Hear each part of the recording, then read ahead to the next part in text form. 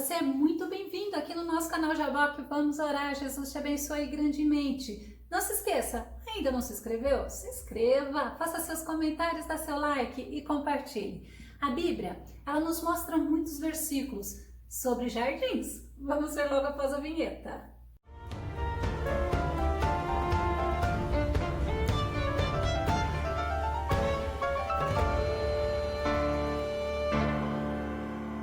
E é muito lindo saber que, como propriedade do nosso Deus Todo-Poderoso, muitas vezes nós somos comparados com o jardim de Deus. Vamos ao tema de hoje, Jardim de Deus.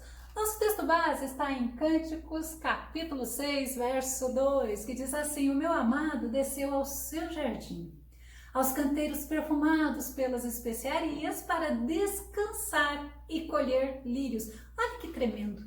O meu amado, olha que comunhão, olha que intimidade, olha que amor, olha que prazer. É justamente isso.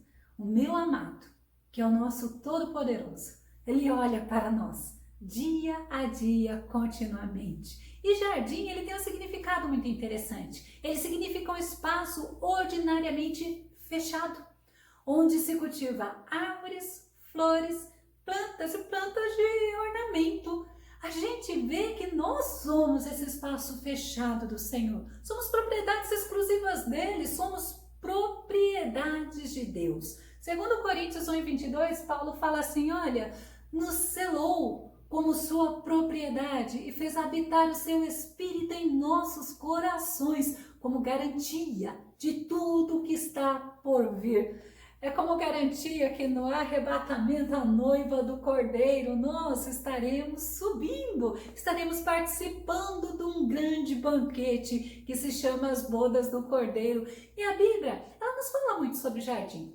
Ela nos mostra 3 jardins assim que fizeram um grande diferencial.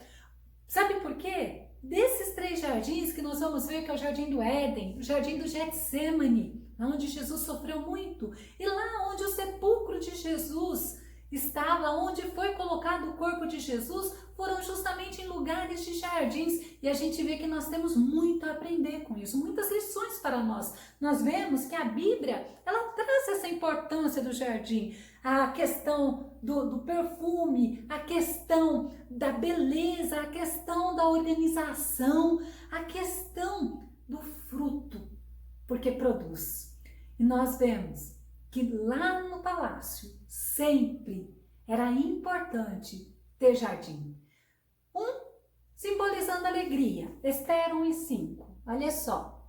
E acabados aqueles dias, fez o rei um banquete a todo o povo que se achava na fortaleza de Suzã, desde o maior até o menor, por 7 dias, no pátio do jardim do palácio real. E nós vemos que era banquetes, era festa, simbolizando alegria. E o outro que eu quero trazer é simbolizando descanso, segundo Reis 21:18. Manassés descansou com seus antepassados e foi sepultado no jardim do seu palácio, o jardim de Uzá. Eu poderia falar assim, um simboliza alegria, o outro simboliza luto. Mas aí o Espírito Santo me conduziu, um simboliza alegria, mas o outro simboliza descanso. E aí a gente vê que Deus, quando Ele cria o mundo, quando Ele faz aquele processo da criação do mundo, Ele também faz um jardim para Ele. Gênesis 2:8, que diz assim, olha, e plantou o Senhor Deus um jardim no Éden, do lado oriental, e pôs ali o homem que tinha formado. Olha para você ver, Ele faz um jardim e Ele coloca o homem naquele jardim para desfrutar, mas também para cuidar do jardim, mostrando a organização, como Deus é tremendo, como Ele é ordeiro. Mas o jardim era justamente o lugar de encontro de Deus com o homem. Gênesis 3:8 fala assim, olha, eu ouvi a voz do Senhor Deus que passeava no jardim pela viração do dia. Esconderam-se Adão e sua mulher da presença do Senhor Deus entre as árvores do jardim. É interessante, né, a estratégia deles. Ouviram a voz de Deus no lugar de encontro deles, sabia que Deus estaria lá e eles se esconderam. Mas a gente vê esse lugar de encontro, era lugar de intimidade. E nós vamos ver aí, já pegando um pouquinho na época de Jesus, lá no Getsemane, Mateus 26:36, que diz assim: então chegou Jesus com eles a um lugar chamado Getsemane e disse aos seus discípulos: assentai-vos aqui, enquanto vou além orar, lugar de intimidade, lugar de buscar ao Senhor. Nós podemos comparar o jardim com a igreja, nós podemos comparar o jardim como a nossa vida com Deus. Nós precisamos ser um jardim fechado, nós precisamos ser um jardim aonde é somente o Deus Todo-Poderoso que tem acesso. Cânticos 4:12 diz assim, ó: és como um jardim fechado, minha noiva e minha irmã Israel. És jardim fechado, uma fonte lacrada. Que lindo, né? Jardim fechado. Sabe por que o jardim tem que ser fechado? Para que o mundo não adentre, para que não seja contaminado com a podridão do mundo, porque nós sabemos que existe um adversário e esse adversário usa de toda estratégia para poder manchar, para poder estragar a intimidade do homem com Deus. Por isso nós precisamos ser um jardim fechado.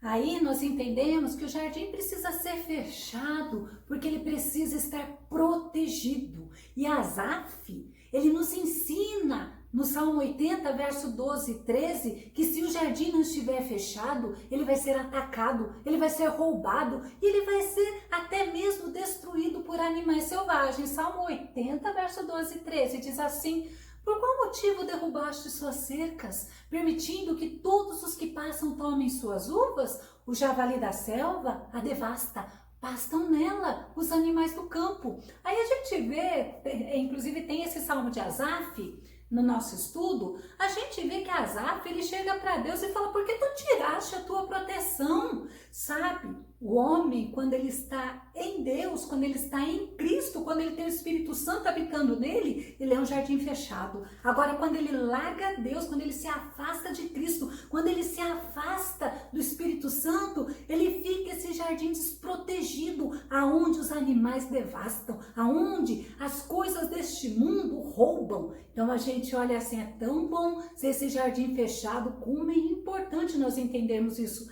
Enquanto nós somos esse jardim fechado, onde o Espírito Santo habita, Deus protege e Deus abençoa. Jó 1:9. Olha só para você entender o nosso adversário. Diante destas palavras, Satanás contestou a Yahvé questionando: será que Jó teme a Deus sem outras intenções? Olha como Satanás ele é estrategista. Porventura não ergueste uma cerca protetora em volta dele e de sua família e de tudo que ele possui? Tu, pessoalmente, tens abençoado todas as obras das mãos desse homem.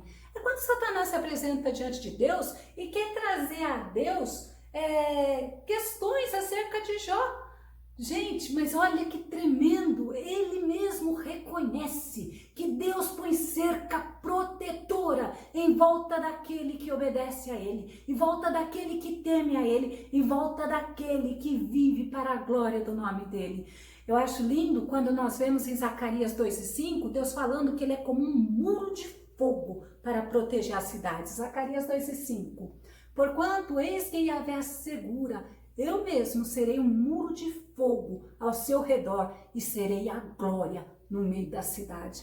Eita, como Deus é tremendo, como Deus cuida daqueles que são dele, como Deus vela, como Deus zela, como Deus protege, como Deus está tomando a direção daqueles que lhe servem. Deus cuida do seu jardim. Jeremias 31:12 diz assim, olha: sendo assim, virão e cantarão de júbilo nos lugares altos de Sião, ficarão radiantes de alegria por causa da bondade e com os muitos bens oferecidos pelo Senhor, os cereais, o bom vinho, o azeite puro, as crias das ovelhas e das vacas serão como um jardim bem cuidado e não mais se entristecerão. Dá para você entender?